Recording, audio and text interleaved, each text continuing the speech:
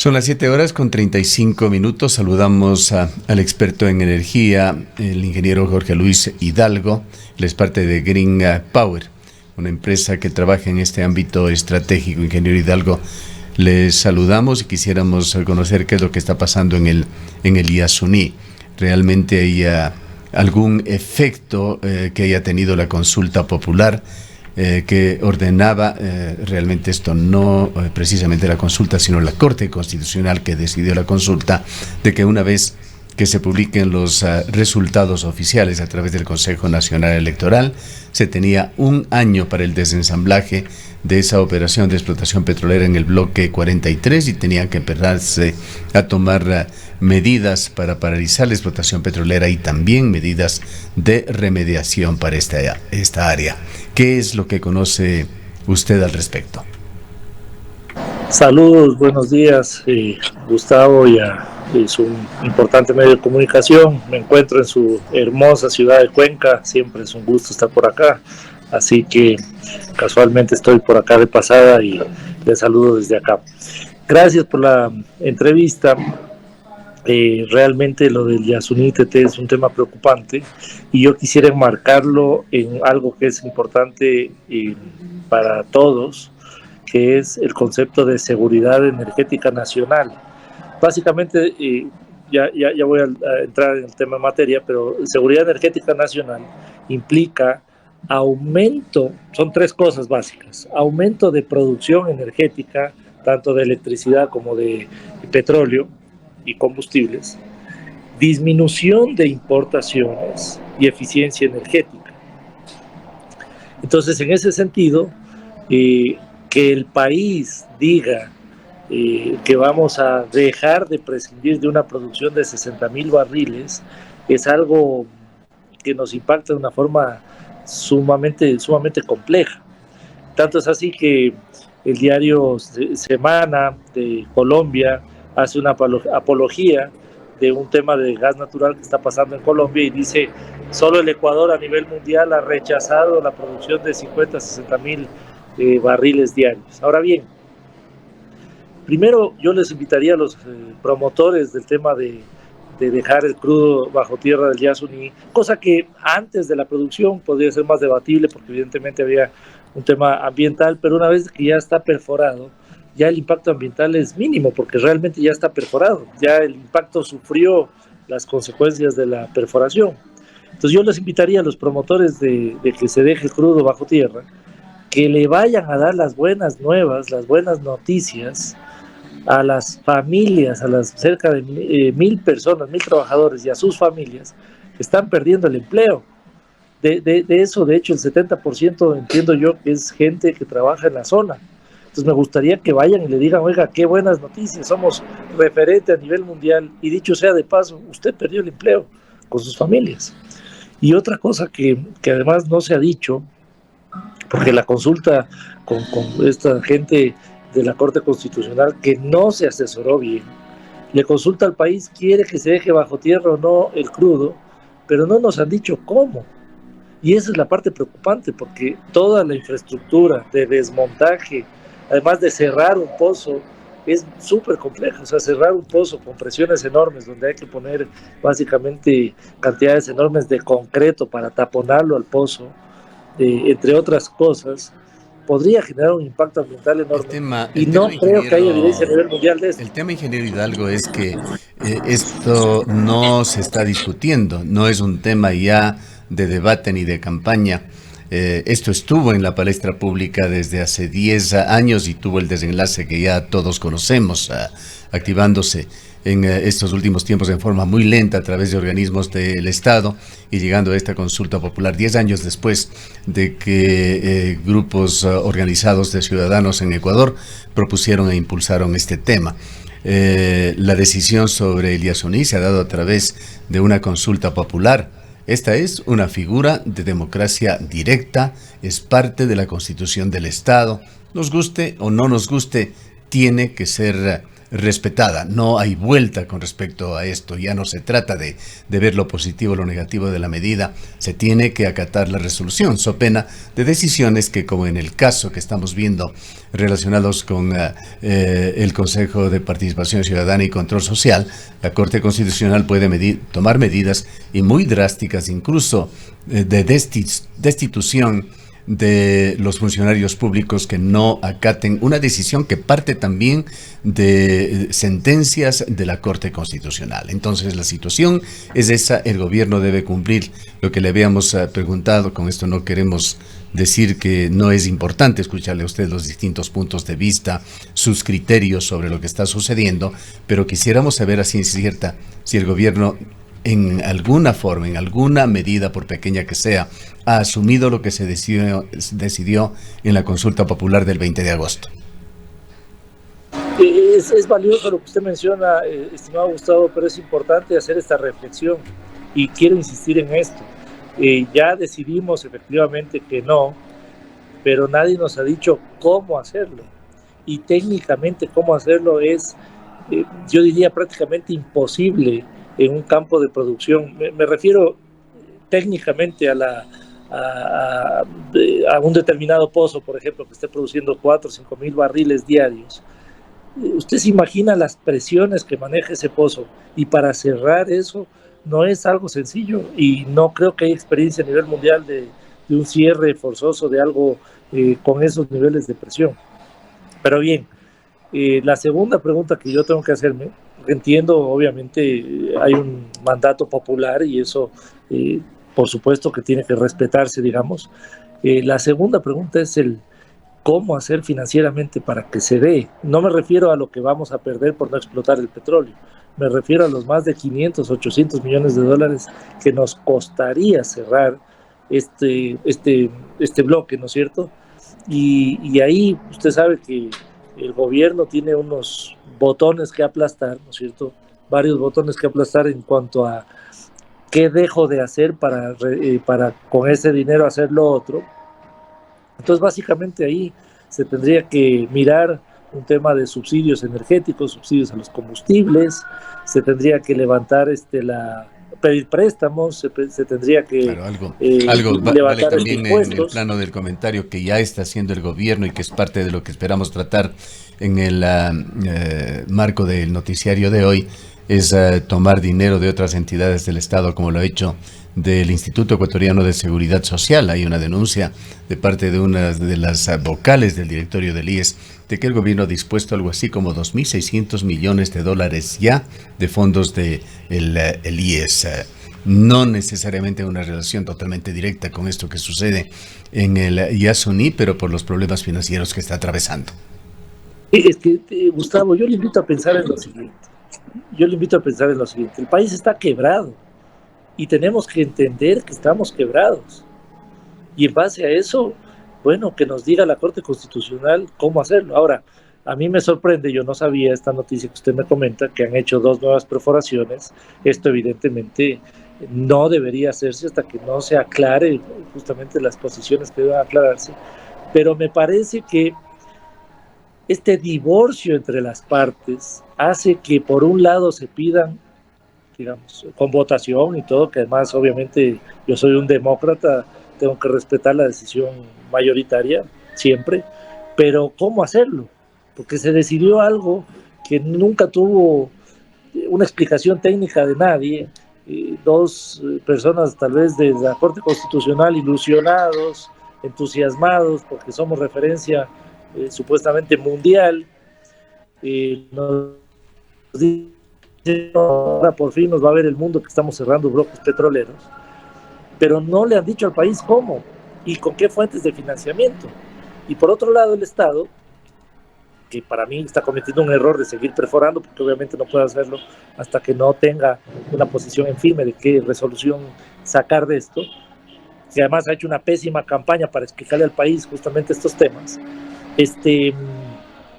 no toma una decisión en firme y le explica a la gente, oiga, está bien, hagamos otra consulta popular para decir, ok, ya está decidido cerrar el Yasuní TT, ahora sí, ¿usted qué quiere perder?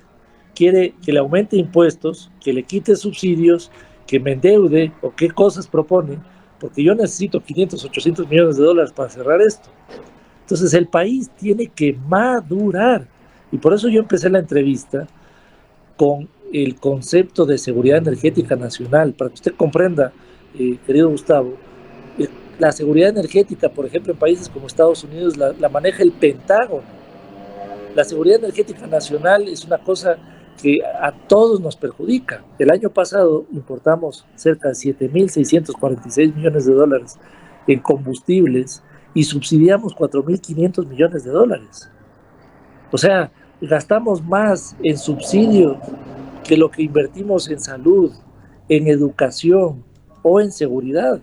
Y yo obviamente comprendo y estoy a favor de que protejamos a los más vulnerables, a los más pobres del país, que obviamente no les podemos de golpe caer con precios internacionales. Pero no estoy de acuerdo con que mantengamos los subsidios a gente que podemos pagar otros precios y que debemos pagar pues otros precios para que la economía no sufra tanto, porque nos estamos engañando, nos estamos mordiendo la cola. Indudablemente. Rosana. Sí, yo no sé si podríamos avanzar en otro tema que también es de profunda preocupación, sobre todo en estos días frente al estiaje que está viviendo el país. Los fantasmas de los apagones nuevamente están rondando y lo que preocupa es que creo que todos recordamos, por ejemplo, la hora de Sixto hace algunos años, precisamente frente a situaciones de esta naturaleza, pero en los últimos años ya no hemos vivido estas circunstancias. Pero además vamos a enfrentar un fenómeno del Niño que también podría poner en algún riesgo el suministro energético en el país. Nos preguntamos, ingenieros, si es que este retorno, digamos así, en caso de que llegara a darse de los apagones, es una respuesta a una falta de eficiencia, porque en los últimos años no hemos tenido, me parece que en el 2009 tuvimos también un estiaje bastante fuerte, incluso mayor al que estamos viviendo ahora, pero no hemos vivido apagones. ¿Podríamos estar efectivamente en riesgo de volver a situaciones de esta naturaleza, de racionar la energía o no poder dotar al Ecuador de energía? ¿Y esto a qué respondería? ¿Únicamente al cambio climático, a la situación ambiental, o realmente ha habido cierta ineficiencia, falta de atención en esta materia? Cuando uno tiene luz, digamos, no tiene electricidad, está más o menos tranquilo, pero si usted está en un hospital, si usted está en un hotel, si está en una industria, etcétera, y no tiene luz, no tiene electricidad, se paraliza simplemente la actividad. Entonces, nuevamente, esto está atado al tema de seguridad energética y el plan de seguridad energética que debería tener el país. Y ya en la parte eléctrica hay un plan maestro de generación eléctrica que no se ha cumplido. Pero además, ¿quiénes fueron los, en cierta forma, los funcionarios que han estado por 2, 3 ocasiones en los últimos años? El ministro Santos, el señor gerente de SELEC, por tercera ocasión gerente Gonzalo Uquillas, el señor director de SENACE, Gabriel Argüello. Han estado por décadas, han estado por años, en 3 ocasiones, el señor ministro Santos ha estado décadas en el sector. Y ahora ellos mismos critican falta de planificación. Perdóneme, si yo estoy un mes en un cargo nuevo, puedo quejarme de falta de planificación, pero si yo he estado 8 o 10 años, yo soy parte de la falta de planificación que se ha logrado, que lamentablemente se ha dado. Y además, hay que reconocer que hay un fenómeno climático que pasa cada 4 o 5 años con mayor intensidad, que es el fenómeno del Niño, donde existen abundancia de lluvias en la parte costanera del Pacífico, pero genera increíblemente sequía, más estiaje, más fuerte, es decir, menos lluvias y menos agua, desde la parte más o menos céntrica del callejón andino y entra a la Amazonía, llegando hasta Brasil. Entonces esto evidentemente hace que nuestra mayor exposición de hidroeléctricas que están en esta zona, especialmente nororiental, y bueno, suroriental también en cierta forma con Paute, lo que pasa es que genera menos lluvias y la generación eléctrica cae. pero como también afecta a países como Colombia. Este es un tema, Sí. si me permite, ingeniero Hidalgo, que vale la pena aclararlo. Esto del fenómeno del niño empezó a sonar ya en el primer semestre de este año. Se dijo, hubo informes, se citó alguna agencia de la NASA en el sentido de que junio y julio serían meses desastrosos en la serranía ecuatoriana y peruana. Se dijo en ese informe inicial que encendió las alertas, situación que nunca llegó. Ahora, en estos últimos días, y usted hacía mención ya al gerente de SELEC, Gonzalo Quillas, el ente de declaraciones para Diario El Universo habló sobre un hecho como que fuese un hecho confirmado, cierto, desde el punto de vista de una previsión científica, de que habrá un déficit de energía. Entendemos que por una producción menor de las centrales hidroeléctricas del país, que tienen ya, según cifras dadas por el propio Ministerio de Energía, de un 20% de incremento en el consumo.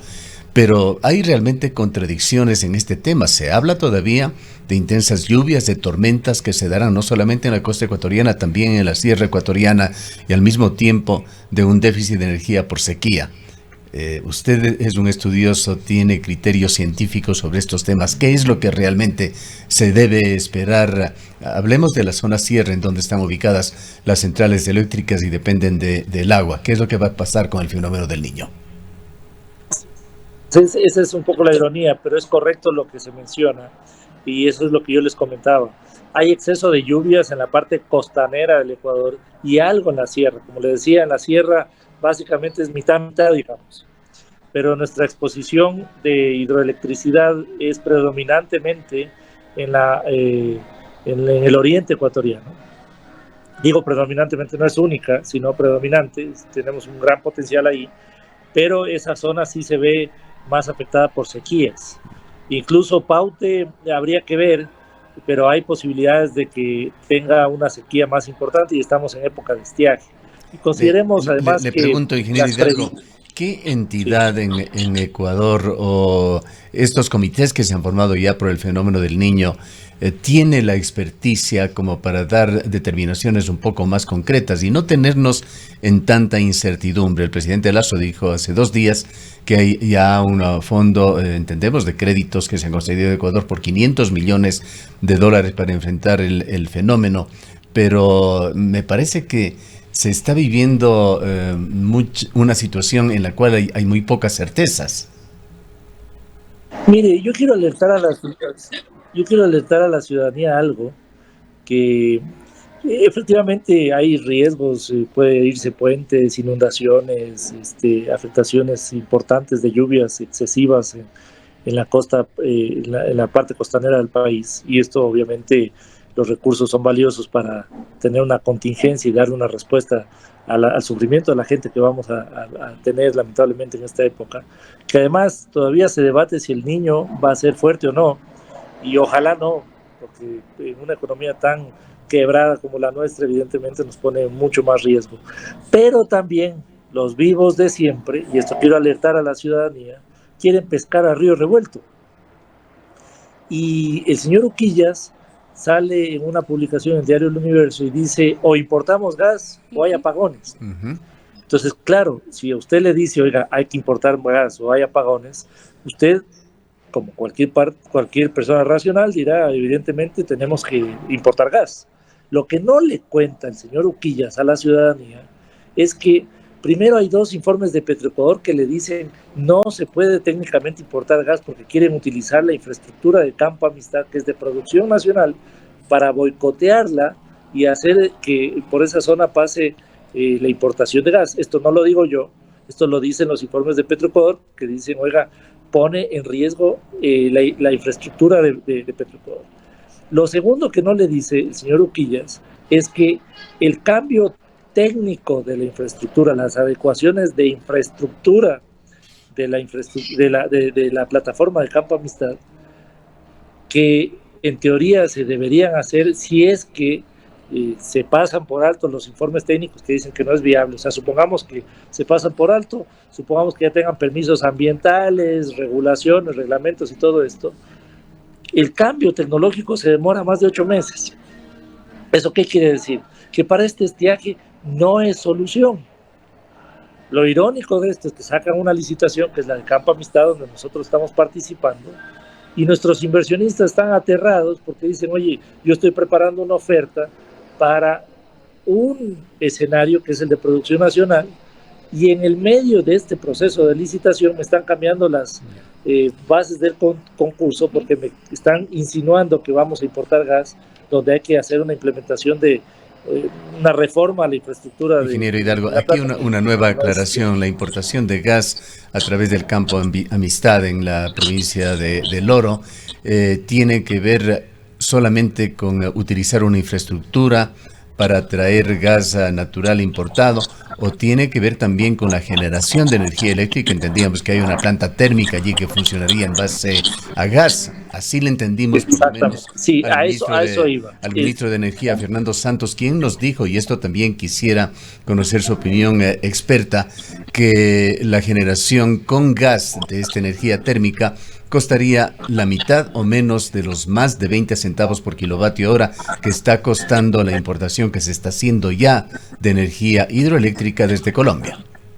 Sí, muy bien. Y gracias por su aclaración. Hablo de esto porque hay una termoeléctrica que se llama Termogas Machala, que es una termoeléctrica de una capacidad de 260 megas, que está conectada a Campo Amistad y que le mandan por tubo el gas para generación eléctrica. Está subutilizada porque hoy está recibiendo cerca de 15 millones de pies cúbicos y tiene el potencial para recibir 55 millones de pies cúbicos. Entonces, claro, la idea que ellos proponen es utilizar la infraestructura de Campo Amistad no para aumentar la producción, sino para conectarse ahí la barcaza, el barco metanero, y descargar el gas para que vaya a la termoeléctrica. Con esto obviamente se sube la producción. Y efectivamente la producción nacional de gas conectado a la termoeléctrica es mucho más barato que comprarle a Perú, que comprarle a Colombia la electricidad. Y con gas importado, efectivamente es más barato que comprarle a Colombia, pero si hacen su propia infraestructura de conexión, si utilizan la infraestructura de Campo Amistad, que además no llega a ser una solución para este estiaje, ni siquiera por los cambios tecnológicos, además que es antitécnico, nos están tomando del pelo, porque lo que quieren hacer es boicotear la licitación de Campo Amistad y asegurar el mercado a los importadores de gas. Entonces, claro, aprovechan del desconocimiento de la gente y aprovechan además de la urgencia que tiene este país. Pero lo que nos está diciendo usted, ingeniero Hidalgo, y perdone nuevamente la interrupción, es que altos funcionarios públicos, entre ellos Fernando Santos Alvite, actual ministro de Energía, Gonzalo Uquillas, quien es gerente de SELEC, Gabriel Argüello de SENACE, no están trabajando por el interés público, sino tratando de favorecer intereses privados.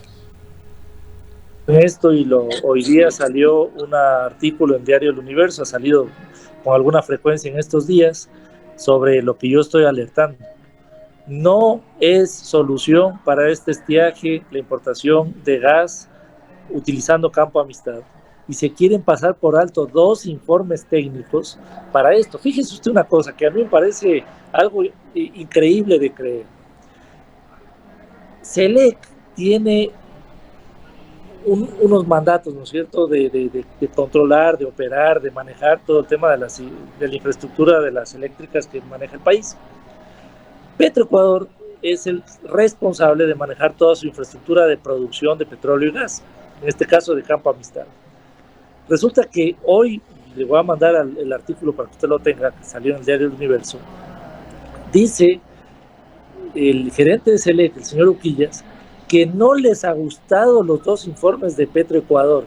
Y fíjese lo que dice: SELEC está pagando por un nuevo informe independiente, y el gerente de Petroecuador está de acuerdo que se haga un informe técnico independiente, pagado por SELEC, para que nos diga si se puede o no utilizar la infraestructura, pero no la infraestructura de SELEC, la infraestructura de Petroecuador. Entonces, primero, o sea, está asumiendo que no hay buenos técnicos en Petroecuador, y segundo, está interfiriendo en cosas que no tiene responsabilidad para decirle a Petroecuador que no están bien sus informes. Entonces a ese nivel de desesperaciones ha llegado esta posición de querer vender la idea de urgencia cuando saben que no llega a ser una solución para este estiaje, pero ya bajo esas características, cuando uno analiza que ya no llega como solución para este estiaje, lo único que uno puede pensar es que intentan boicotear la licitación de Campo Amistad, porque no hay de otra. ¿Qué es en el fondo lo que se está jugando allí en esta licitación de Campo Amistad y en todos estos dimes y diretes que llevan de por medio intereses no solamente enormemente importantes en materia de seguridad energética, de soberanía energética, sino también enormes valores que se están jugando allí, enormes negocios, enormes intereses económicos? Una cosa, Gustavo, que yo quiero decirle a usted y a su valiosa audiencia. El país importa, como les decía, 7.646 millones de dólares. Esto es el 76% de combustibles que consumimos. ¿Usted cree que esto es casual? Que no hemos sido tan buenos técnicos, que el desarrollo de gas, que el Ecuador produce 20 millones de pies cúbicos, Colombia produce 1.300 millones de pies cúbicos al día, Perú 1.800 millones de pies cúbicos. ¿Usted cree que somos vagos, somos malos técnicos, que aquí no nos hemos dado cuenta de estas oportunidades, que no somos tan técnicamente desarrollados? Además, Cuenca es uno de los lugares de mayor desarrollo industrial, tal vez de la región. Entonces, ¿usted cree que es casual todo esto? Aquí hay un status quo de los importadores de combustibles protegidos por los mismos que han manejado el sector por décadas. Y esto hay que decirlo claramente. Y la ciudadanía que amablemente nos está escuchando tiene que conocer sobre esto y tiene que defender los intereses del país, porque evidentemente ahí se nos van los recursos que tanto necesitamos. Ingeniero, sería importante también un análisis de qué es lo que ha pasado con la infraestructura que tenemos actualmente. En su momento, con la construcción, sobre todo de las nuevas hidroeléctricas, se advertía o se anunciaba que incluso podríamos exportar energía, ya no tendríamos la necesidad ni siquiera de pensar en comprar, sino incluso podríamos exportar y vender energía. ¿Cuál es la situación en este momento de la infraestructura y cómo está operando? A ver, nosotros podemos en un mismo día exportar e importar, ¿sí? O en un mismo día utilizar termoeléctrica y exportar electricidad. Esto es un juego de momentos, ¿sí? El día tiene 24 horas y la generación por momentos puede ser abundante en lluvias, abundante en caudales de agua, que pueda tener una robustez importante, o puede haber abundante generación eléctrica y una disminución de consumo, por ejemplo en las madrugadas. Lo que pasa es que la buena noticia es que el país crece y cada año necesita incrementar 300 megas adicionales. Incluso hay cifras que las autoridades mencionan que puede llegar hasta 500 megas en algún determinado momento. Entonces lo que existe en el país, primero es una posición sumamente riesgosa de hidroeléctricas. O sea, no hay una diversificación de posiciones energéticas. Esto hace que, evidentemente, cuando haya sequías, nos veamos mucho más comprometidos. Pero además de que no hemos logrado diversificarnos, tampoco hemos creado nuevos proyectos. Estamos desfasados en el plan maestro de generación eléctrica que las autoridades lo han presentado. Le doy algunos ejemplos. Hay un retraso de Billonaco, del Aromo, hay 500 megas ahora de nueva generación que además está retrasado la adjudicación y firma de contratos. Se cayó la licitación de los 400 megas que querían hacerlo con gas, ciclo combinado, y esto además por la terquedad de las autoridades actuales de seguir promoviendo importación de gas, cuando lo técnico es priorizar la licitación de Campo Amistad y desarrollar el Campo Amistad, que tiene un potencial muy grande, pero insisten obviamente en importar, y nuevamente me ratifico, insisten en querer boicotear el éxito de la licitación de Campo Amistad con esta interferencia e incertidumbre que se está generando. ¿Cómo ve usted dentro de esto, ingeniero Hidalgo, esa intención del ministro Fernando Santos de promover pequeños proyectos de generación eléctrica, 50 megavatios o menos, con el sector privado? Este tema le llevó a la propuesta, ha llevado al ministerio a la propuesta de un fideicomiso para manejar la economía de las empresas distribuidoras de energía eléctrica en el país. Amablemente me consultó sobre esto. Ahí está muy mal manejado el tema del fideicomiso, porque obviamente ponía en riesgo dineros que no correspondían a estos rubros, como el tema del manejo de basura, de desechos, de bomberos, etcétera. Lamentablemente, el inversionista necesita tener ciertas garantías. El concepto de fideicomiso es bastante bien utilizado y bastante ya por años utilizado en el país, pero no pues poniendo en riesgo todo esto. Y otra cosa que es importante, que se mencionó en su momento, y que lo ha dicho el señor prefecto de la SUAY, que no es correcto además, el Ecuador en su análisis numérico financiero, increíblemente nosotros no contabilizamos las inversiones y la amortización de inversiones. Eso quiere decir que cuando se construye una nueva hidroeléctrica, por ejemplo Coca-Cola Sinclair, prácticamente lo reportan en los análisis financieros, ¿no es cierto? Lo contabilizan en análisis financieros, una especie de donación. Es decir, lo único que ponen de costos son los costos operativos de mantenimiento y tal, y eso hace que se piense que la generación eléctrica en el país estatal cueste 3 centavos el kilovatio hora, cosa que no es real. Entonces, cuando vienen los inversionistas privados y le dicen, oye, yo te oferto a 4, a 5, a 6 centavos, es bastante razonable, el kilovatio hora, dicen, los vivos privados están ganando 3 centavos más porque a mí solo me cuesta 3 centavos con las generaciones eléctricas estatales, y eso no es correcto.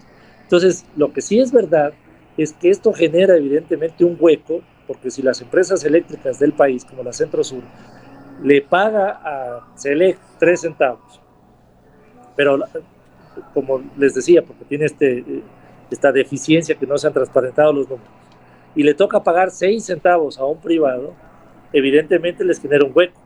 Y esto, digamos, se evidencia, digamos, justamente el problema de que no se han sincerado los números.